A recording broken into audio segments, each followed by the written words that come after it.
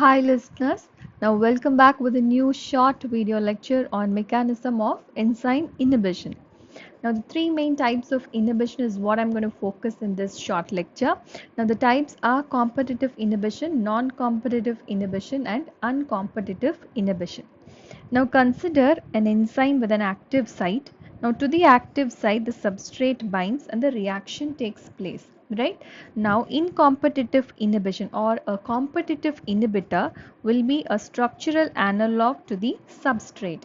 Now since this now inhibitor and the substrate are structural analogs, they compete for the active site of the enzyme, right? So thereby it decreases the velocity of the reaction. Now what happens to Vmax and what happens to Km in this competitive inhibition? Now Vmax is nothing but the maximal velocity. Km is nothing but the substrate concentration at half maximal velocity.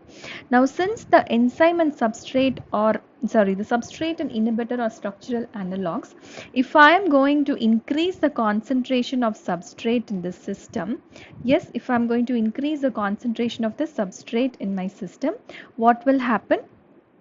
The inhibitor's effect can be reduced and the velocity can be regained. Yes, so the Vmax will be normal or the same and Km value will be increased in case of competitive inhibition. So if I am going to increase the substrate concentration, I can maintain the Vmax at the same rate.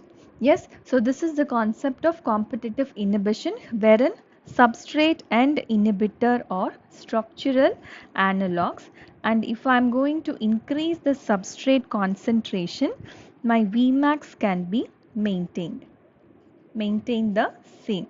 So this is what is competitive inhibition. Now let's try to plot the Lineweaver-Burke graph for this competitive inhibition. Now how do you draw a Lineweaver-Burke plot? Now look at this. Michaelis-Menten equation is V is equal to Vmax into substrate concentration divided by Km plus substrate concentration. Now Vmax is a difficult parameter to measure. So the Lineweaver-Burke, what did he do? We consider the reciprocal of this reaction. So this is nothing but called the double reciprocal plot. So let's take the reciprocal of this reaction. So it will be 1 by V, which is equal to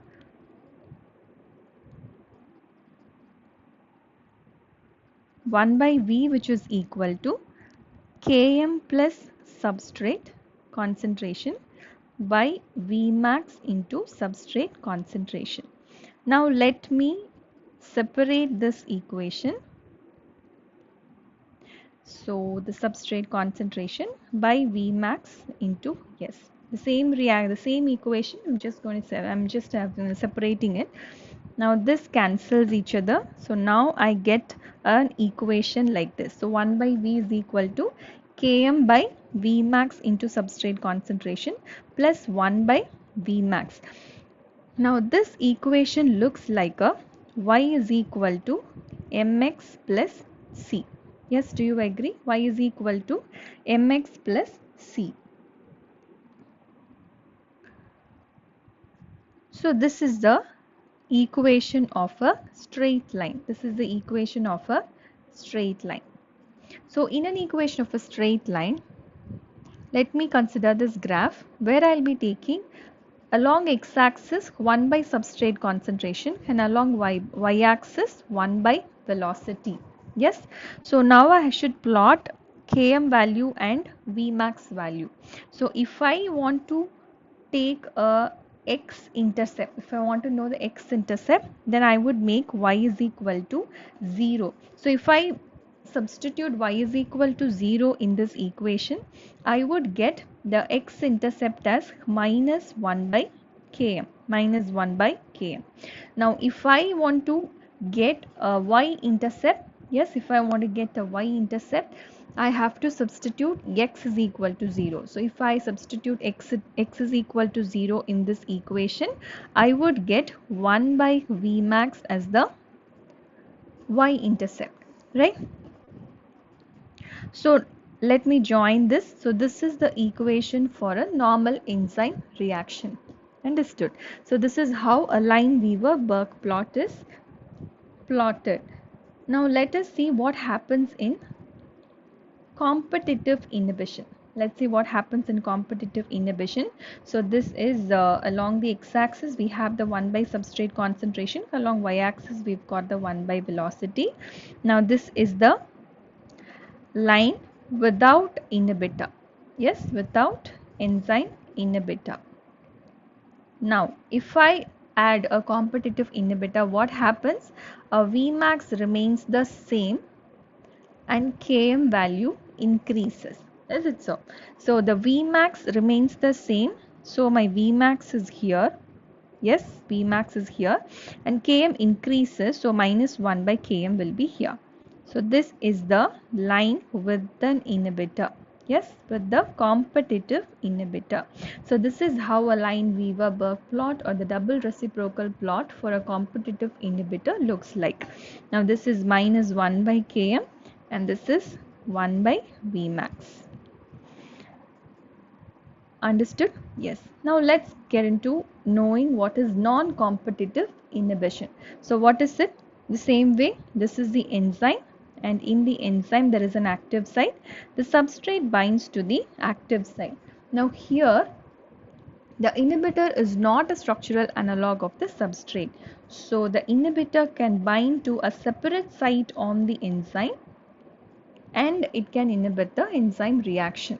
Yes, so an inhibitor can bind to a separate site on the enzyme. So inhibitor and substrates are not the structural analog to each other. Yes, so there is no competition between substrate and inhibitor here. So here, even if you're going to increase the substrate concentration, you're not going to regain the velocity, maximal velocity. So what happens to Vmax here?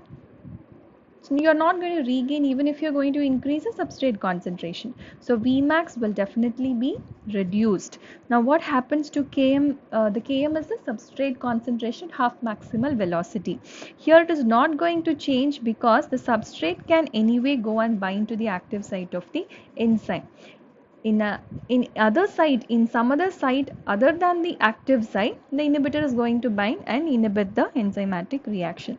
So here the Km will be the same and Vmax is going to reduce. So how will your Lineweaver-Burke plot be? So along x-axis, along y-axis, you're going to have the 1 by velocity. Now this is our line with the without the inhibitor. Yes, without inhibitor. So now that with an inhibitor, what happens? The velocity is going to decrease. Yes, the velocity is going to decrease, but our substrate concentration is not going to decrease. It's going to be the same. So if since your velocity is going to decrease, our reaction will be like this. So this is the line with the inhibitor. Yes, so with the non-competitive inhibitor. So this is what is called non-competitive inhibition. Next comes our uncompetitive inhibition. So here we all know enzyme plus substrate forms an enzyme substrate complex. Now this enzyme substrate complex now forms a enzyme plus product. So this enzyme plus substrate to an enzyme substrate complex is a reversible reaction. Now our inhibitor, uncompetitive inhibitor, will inhibit the enzyme substrate complex. Yes, it is not going to inhibit the enzyme, it is going to inhibit the complex which is formed, that is the enzyme substrate complex which is formed. So here how will our Lineweaver-Burke plot be? So this is our Lineweaver-Burke plot. Now this is our line without an inhibitor. So here what happens to Vmax and Km? Yes, it is the inhibitor is binding to the enzyme substrate complex and it is inhibiting our reaction. So anyways our Vmax is going to get reduced. Now the substrate concentration will also be reduced because anyways our substrates are getting used up in the reaction. So both Vmax and Km reduces. Yes, this is what is uncompetitive inhibition. So what happens if, how will be the graph if our Vmax and Km are reduced? You will get a parallel line. Yes, you will get a parallel line in case of uncompetitive inhibition. So this is what is minus 1 by Km. This is 1 by Vmax. Yes, so this line is the line with the uncompetitive inhibitor. So you will get a parallel line because both Vmax and Km values are going to reduce here. So this is what is, these are the mechanism of action of enzyme inhibition. Now we have seen about competitive inhibition, non-competitive inhibition and uncompetitive inhibition. So look at the graph of a competitive inhibition, non-competitive inhibition, Line-Weaver-Burk plot is this, and uncompetitive inhibition, the Line-Weaver-Burk plot gives you parallel lines. Yes, thank you all for listening.